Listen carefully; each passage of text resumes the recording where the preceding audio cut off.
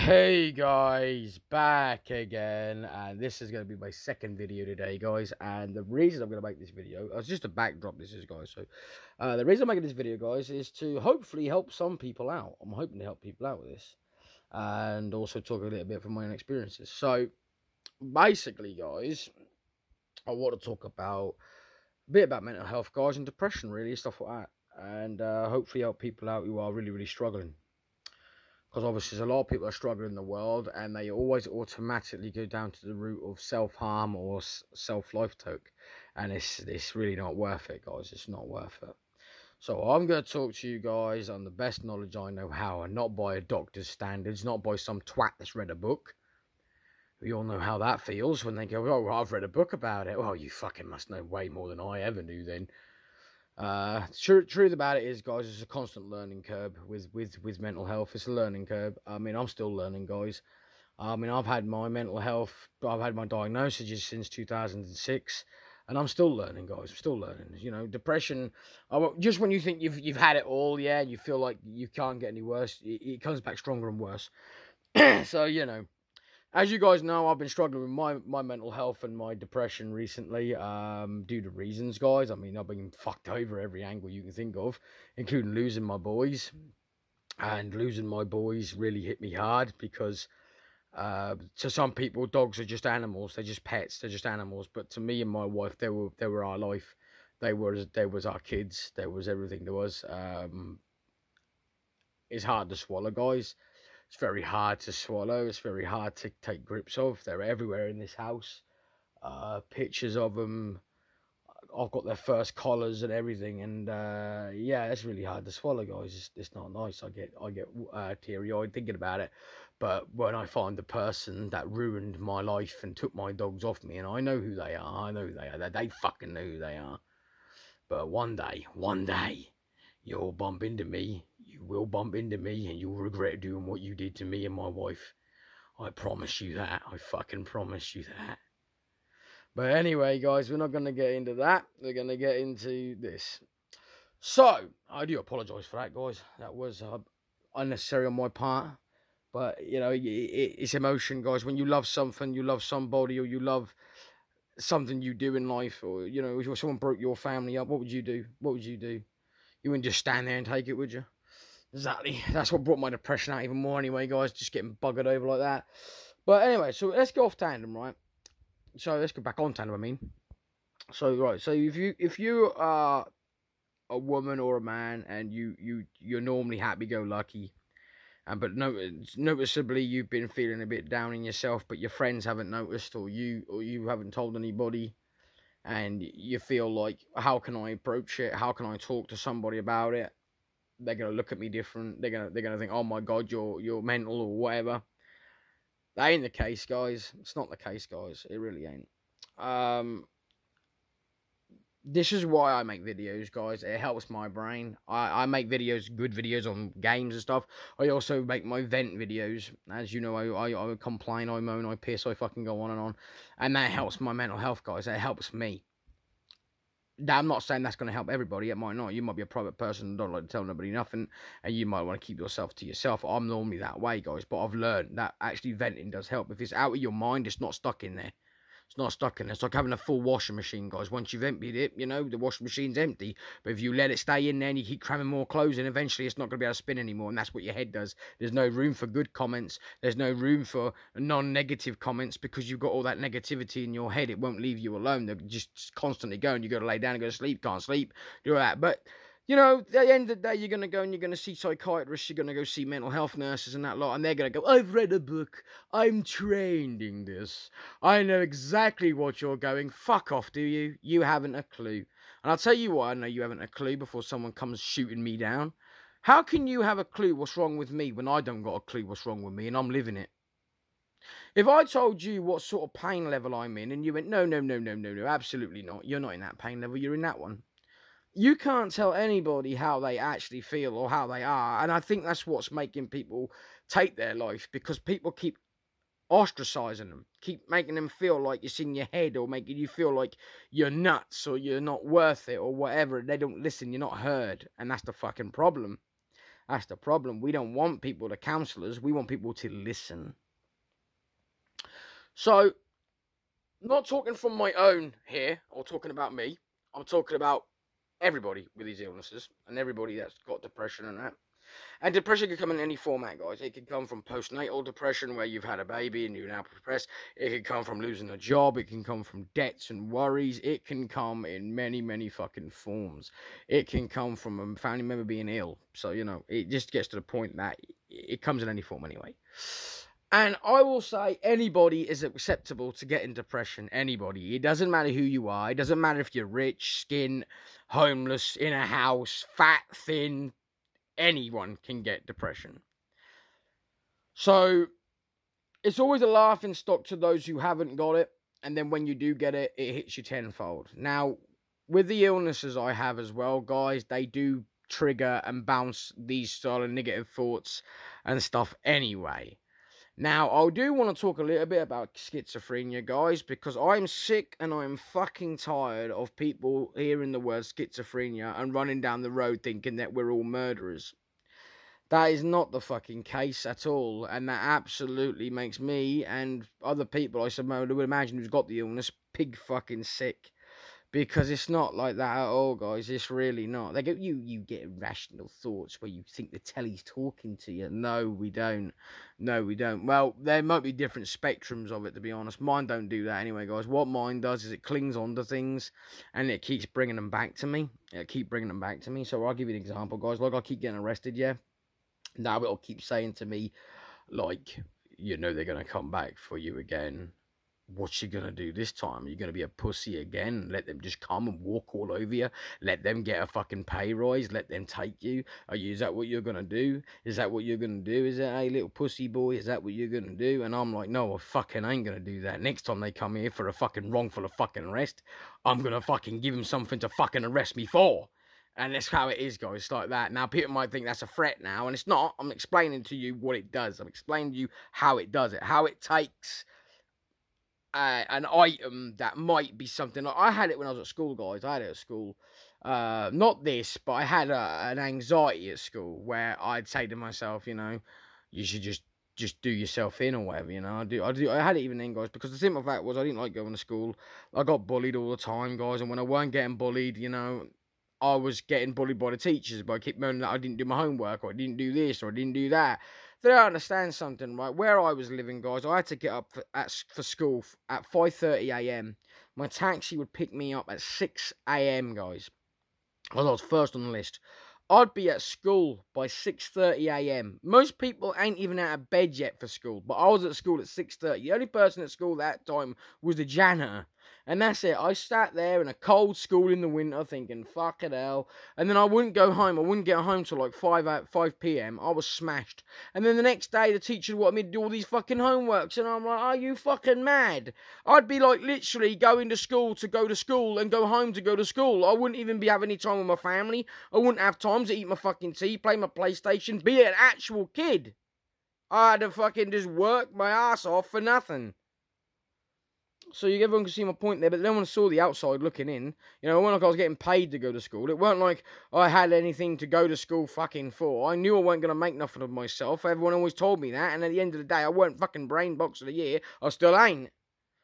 So, you know, that's that. But going back to people that have the depression.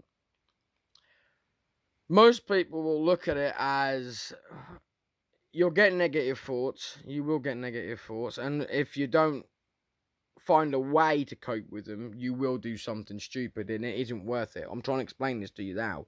The sense that you weren't born ill. You weren't born with this depression. You weren't born feeling that way. The mind is a really complex fucking thing. It really is. And it can get a lot iller. A lot iller. Now, that might not help you guys. You might think, well, fuck me, I don't want to get any worse than I am. Oh, yeah, he's really helped me out here. But what I'm trying to say is, it won't break. It won't break, guys. But some people that don't understand what I'm talking about, some people will. You will understand what I'm talking about when I say it won't break. Meaning that if you're at your highest and you're in a high mania and you're going through a really bad part, you might think to yourself, I can't remember what I did yesterday. I can't remember the good memories. I can't remember things. I feel like I'm losing my mind. I feel like I'm losing my memories. I feel like I've got fucking young dementia or something. That's all okay to feel like that. We all feel like that. I feel like that, guys. And I know, I will tell you now, yeah, it lasts 3-4 days and it'll go away again. Will it come back? Probably will, guys. It probably will come back, but it'll go away again. It's just your mind is not dealing well with everything that you're constantly going on. It's like having a car accelerator pedal put down flat and having a car in neutral. Eventually the car will die, it will explode, and it won't fucking work anymore. Does that engine now dead? No. If you put the time and the effort into that engine again, you'll get it running again. And it's the same with your mind, guys. You cannot keep your mind going at 1,000 miles an hour and expect it to not to kaput sometimes. You just got to have some you time, and you've got to learn that everything happens for a reason. You've got to take your time. You've got to take your time in life. It's not a race. It's not who gets there first. It's who stays there longest. And at the end of the day, yeah, the tortoise won the race because the rabbit was running ahead, fucking gloating and bloating and having fun. And that's what the world wants to do. It wants to get to the end before it even starts. They want to run before they can walk. They want to swim before they can learn. And that's the point, guys. Nobody can do these things. I tried doing it, guys. I wanted to run to the end of the finish line and be like, way, fucking easy. Oh yeah, you know, everyone dreams of being rich. Everyone dreams of being successful or having a lovely family or fucking whatever, but it doesn't happen that way. And it's not a bad thing. It's not a good thing. It's a life thing. It's a learning curve. See, when I was really young, guys, I picked on a kid when I was young.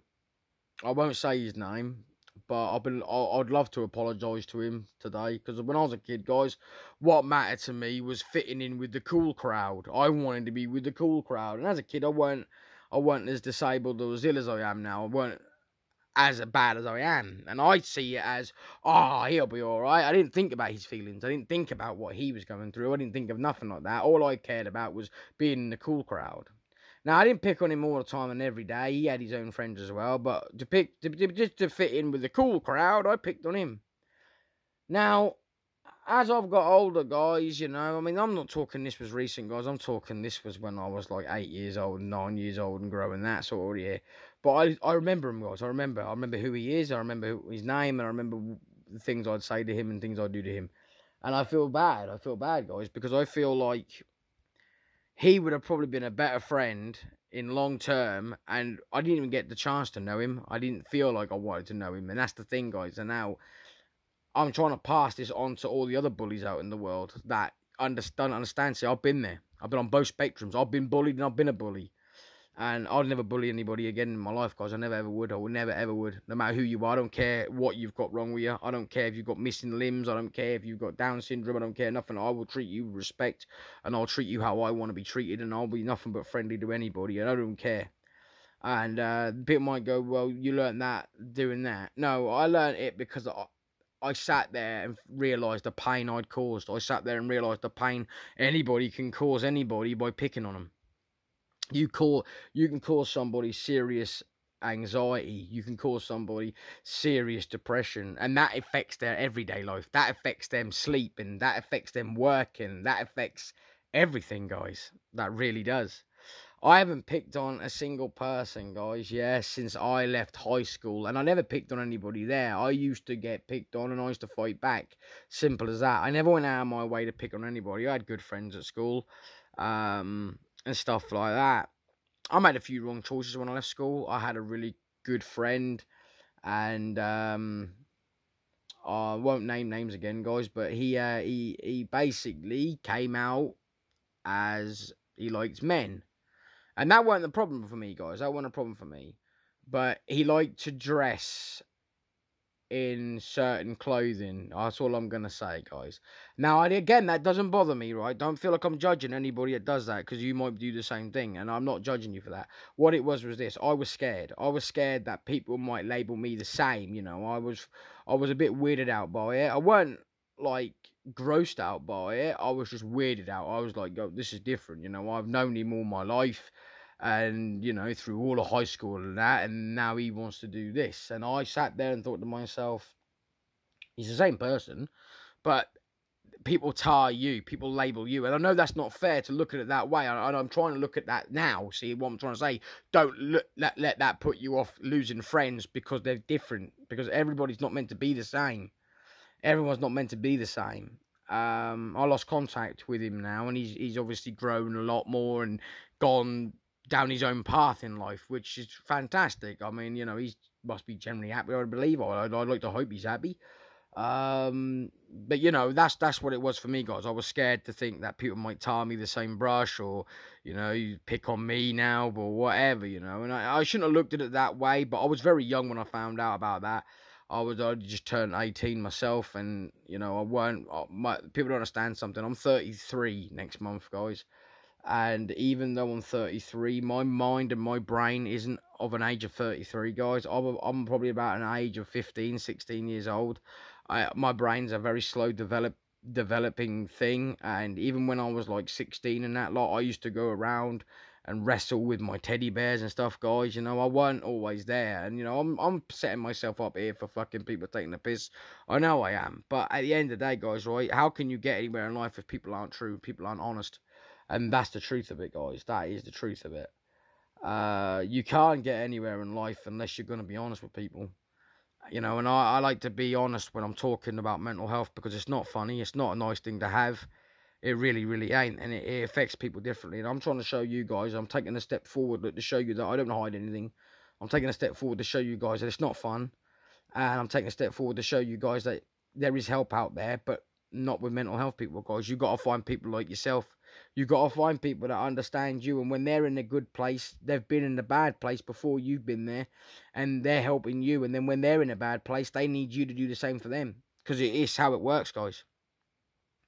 You look at people like Bam Margera right now. You know, he's going through a lot in life, and unfortunately, he can't find a break because everyone seems to think he's the skateboard kid. He's the cool kid. He's the party animal. They don't realise that he lost a lot of his life when his best friend died. Now, I don't know him personally. He's a celebrity. He's well out of my jurisdiction and league for knowing him as a friend in real life and stuff, isn't he? But at the end of the day, you know, everyone don't understand that simple things know that who he is. You know, there's some insensitive people out there that was laughing that he lost his friend and thought that's what you get for all this, that, and the other. At the end of the day, he's just trying to make a living and make people laugh, and that's the day and age it was when the Jackass Crew things were around and that. Like, he's not a bad person in real life. He just did things to show people, you know, a good time, and pretty much. And unfortunately, you know, that does affect you and things when things like that happen. That's what I'm saying, guys. I'm speaking about this as a wide spectrum. Doesn't matter who you are. It doesn't matter if you're the popular kid at school, if you're not the popular kid at school. Do not fear talking about your mental illness or how you generally feel. Nobody will look at you different, really. And if they do, then they're not your friend. They're not your friend. It's as simple as that. If they can't accept you for being a little bit more wired than some people, then they're not your friend. At the end of the day, right, if you generally have a mental illness, in my opinion, you're just special. You're different. You're not specially in the special that people think, yeah, you're special. No, I mean, you are special in your own way. You're different. You're not like everyone else. Why? Look at it from my point of view, right? Everybody is a human at the end of the day. And it's boring to all look the same. That's why some people have piercings. That's why some people have tattoos. That's why some people have long hair, short hair, different coloured hair. They want to stand out. They want to make their personality flutter. Now, your mental illness is a part of your personality. You can either roll over and die, or you can say, no, fuck that. I'm not going to do that. Now, that may not be the best terminology or words to use, saying roll over and die. You don't want to do that. You don't want to do that. If you're scared and you've just not felt this way before, do not run away from it. Definitely don't run away from it, because it will always be at the end of the road, no matter where you run to, no matter where you go, where you try and put it back. You know, there's a lot of people out there that say, I was friends with this person that ended his life or her life, and she seemed really happy. They were happy. Yeah, but it don't matter if they felt happy or seemed happy. Sometimes it's the little things you just don't see. And the reason you don't see it is because you're too wrapped up in something else. It might be that same life every single day, same things in and out that do it. Sometimes people need a hug. It doesn't matter who you are. You can be built like a brick shit house, or you can be as wide as the fucking Grand Canyon or thin as a beanpole. It does not make a difference if you're man or female. Everybody needs a hug sometimes. And it's absolutely fucking ridiculous that today's day and age, we can't even give our own human compadre a fucking hug and say everything will be alright. And it's why is it every single person automatically feels that they're all a criminal? We're all a criminal. Like, the police treat you like a criminal, guys. I've been treated like a criminal. I've been treated like a woman-beating, animal-abusing monster, and I haven't done anything to any of them animals, and I haven't done anything to my wife. But that doesn't matter, guys, because I got mental illness, and that's clearly, you know. I mean, I wish they'd change the terminology of it, guys. The word mental, that makes you feel like, you know, when you think of someone, you hear it, you go, well, they're mental.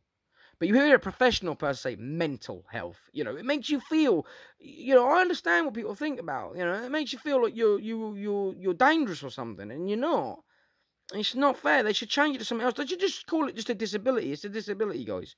That's what it is. I'm different, right? I'll explain it in psychological terms for you guys, yeah, for me.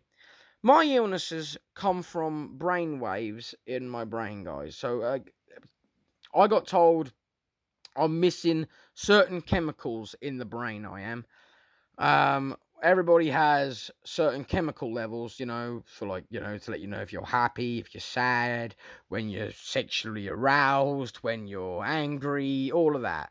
Well, there's also ones that help you thought process for like making decisions and stuff. Well, apparently I am lacking some of those chemicals. Now, whether that was because of the way I was born, guys, and on that story, I was born twice. So, as my mum told me and that lot, when I was born, my head came out and that lot, and a nurse in them days put something on my head, a sharp stick in my head, and I went back up. And at the time, they panicked because obviously I'd breathed air, and then I went back up, and they took me a while to get me out. And they said I was fine. Man, that might be nothing to do with it, guys. It might not have to do with it. But, you know, the point is that they did affect me, you know, in so many ways. It must have done, I reckon, but I don't know. What mainly affected me is when they diagnosed me having ADHD and they gave me Ritalin. I had Ritalin from a young age, and it made me extremely fat. And, you know, I lost all the weight again. I bodybuilded like fuck. And, you know, it didn't knock my confidence. I've got air constantly trapped between my muscles, guys. That will never go away for some reason. I don't know why. I'm in excruciating pain some days more than others. And I did get told that I could actually have it looked into and get compensation from that. But what's that going to do, guys? What's that going to do? It ain't going to change what's happening to me every day now. It's not going to change the fact that I've got air trapped between my muscles that don't go away. It ain't going to change the fact that it made me extremely fat. And they couldn't even hear my heartbeat anymore. You know, I had Ritalin from like 97, 98 and 99 sort of years. It was a green lime slime stuff. I mean, I can't exactly get the year down to tap, but I can describe the stuff. It's green lime, horrible, bittery, soury flavour. It was fucking horrible, guys. If you were on the Ritalin in them years, you'll know exactly what I'm talking about. And, you know, that was just, basically, they just threw it out there, guys. I was a happy, nutty kid. I was fucking nuts. I had energy for fucking years, literally. If you'd have plugged the fucking light bulb into my ass crack, I'd have lit the fucker up. That's how I was. But apparently that weren't normal to be that happy and that excited all the time. So instead they thought, once again, drug me up. So now look, what's the best way to deal with what the governments and stuff do to make you ill? Oh, we'll drug you. Take these pills, take these drugs. But yet they take drugs off the street, but yet that's all they want to give you. You're not taking your medicine, are you? You're not taking them drugs. Fuck off. You made me fucking this way. You fucking deal with me. But at the end of the day, guys, this isn't about me. I'm trying to make it a whole for everybody. I'm telling you now, guys, right? If you're depressed in general in life, you will find something. Everybody will find something. Please do not think that the answer is to end your life. Don't feel like the world will be better off without you, because it definitely is not the truth. I don't even know who you are. You're just hearing this from probably clicking randomly and finding it. I don't know who you are, but I'll tell you now, yeah, you are very important in this world. You wouldn't be born if you weren't important. God has a plan. Don't know what it is, but he has a plan. You know, guys, everybody's got to understand we're on this ride together. We can enjoy it. or we can hate each other. There's no point in hating each other. It doesn't get anybody anywhere. Really doesn't. That's all I'm going to say on that part of it. But like I said, guys, yeah, I don't care who you are. I don't care what your situation is. There's always a way around it, guys. We're all human at the end of the day. I know there's some people out there that you don't feel is human because they don't have no emotion, they don't have no feelings, they don't have nothing. And I don't know why they do that, guys. I don't know why they're that way inclined. I really couldn't answer you. I couldn't tell you for a love of Mondays and Sundays. I really couldn't. But I will say this. Not everybody's the same. And I will say that ending your life is a long-term solution for a short-term problem. If you was ill, mentally ill, at the worst you could be for 5 years straight, but then the rest of your life was swimmingly fine. Imagine that. You topped yourself. That ain't the right word for that. I hate that word. I don't want people to say that. You ended your life, I'll say, for 5 years of misery when you could have had then 30 years of straight bliss. I'm not saying you will. I'm not saying you will, because with mental health, it comes and it goes and it comes and it goes and it comes and it goes. And always people see you when you're at your happiest and your best. They never see you when you're at your downest. They never do. Like the mental health team, like, well, you seem all right now. You seem all right. You can hold a conversation right now.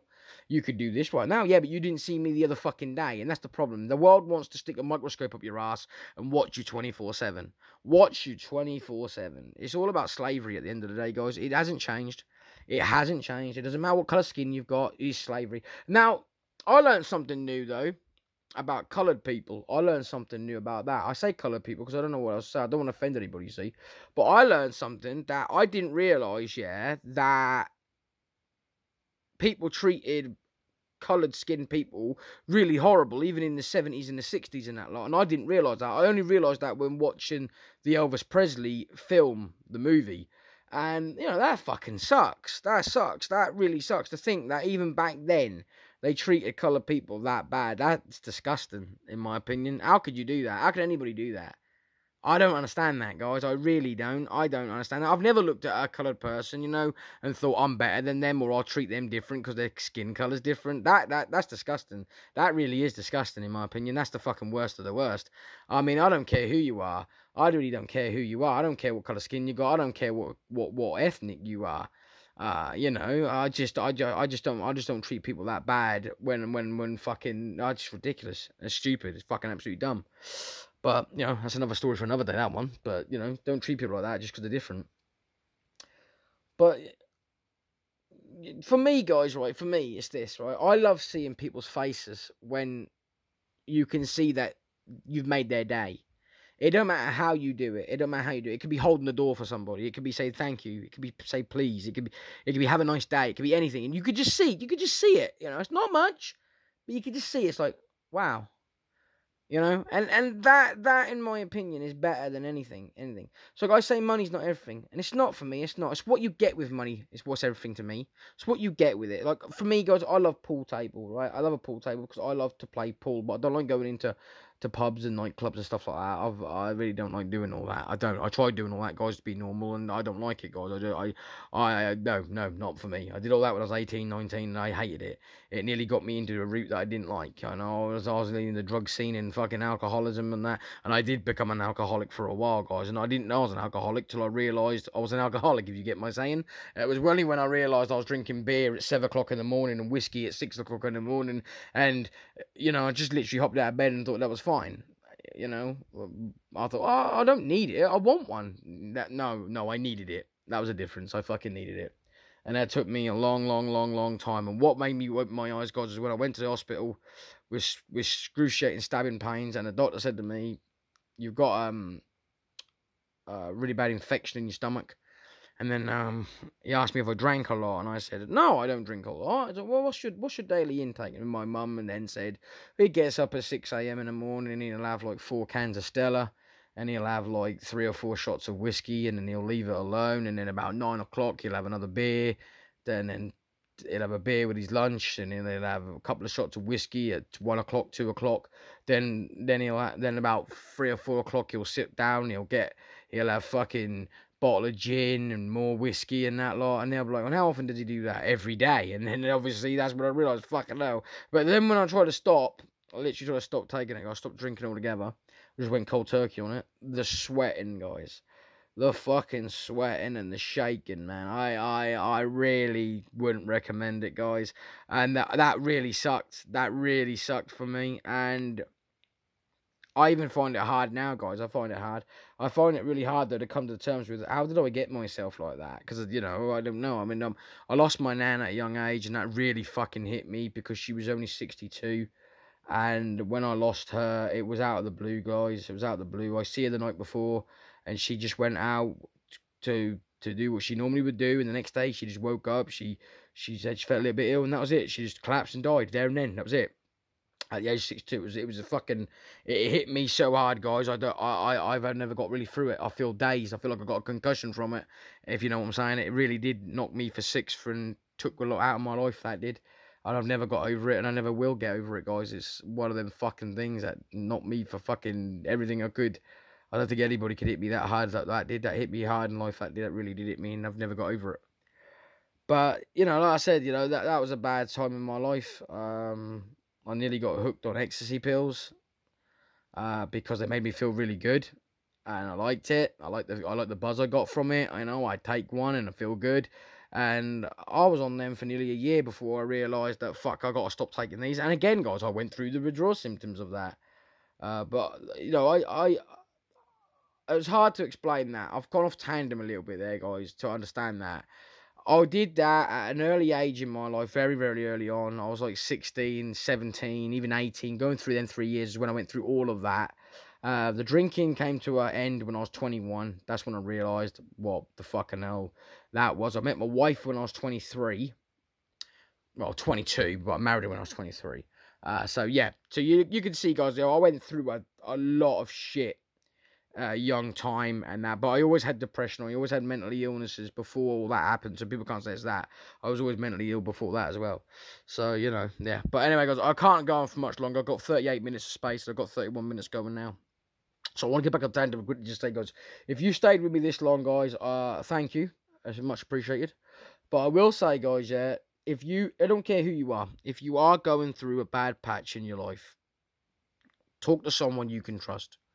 Talk to somebody you can trust. Make videos, guys. Even if you don't have a YouTube channel, make videos so that you can record them on your phone. And then if you want, delete them later. Just get it out of your head. Let it out. Because that's the one thing I promise you that's better than any fucking doctor, nurse, and anyone telling you what to do and saying they're experts. Take these pills, take these fucking pills, take this, that, and the other. No, vent. Vent really does fucking help. It's like you've let it all out to somebody, even though you haven't. And if you have got that friend, if you have got that family member that you can talk to and 100% trust, talk to them. And they'll help you. They'll help you, and then maybe you can help them because they're going to go down the same route. Everybody at some point in their life will go through some form of depression or something. Always something will happen. It can be an anxiety, fear. It can be anything. Everybody has their triggers, and it's just a matter of holding everybody's hands and saying, come on, I'll get you through it. Like you got me through it. I'll get you through it. And I've got that staple in my life with my wife, guys. People don't understand. That woman is my life. She's my rock. And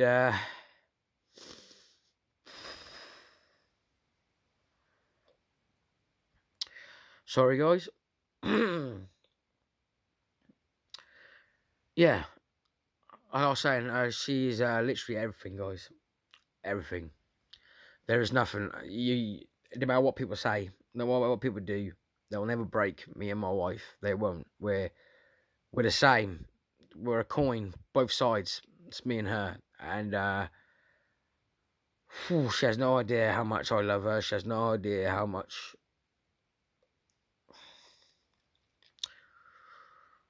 Well, what that means is how much I appreciate her, guys.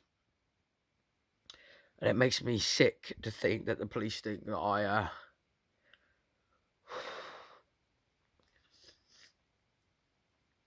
they think I mistreat her, guys. And the same with my dogs. And I didn't.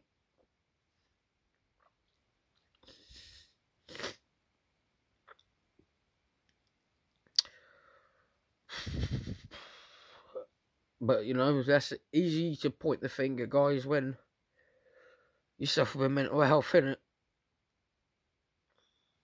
But, like I said, guys, don't end your life, guys, for short-term problems. I promise you, things will get better. I will apologise for losing myself a little bit there. I don't happen to me often, that, guys. I admit that, really don't. Normally like a rock. I don't show my feelings on often, but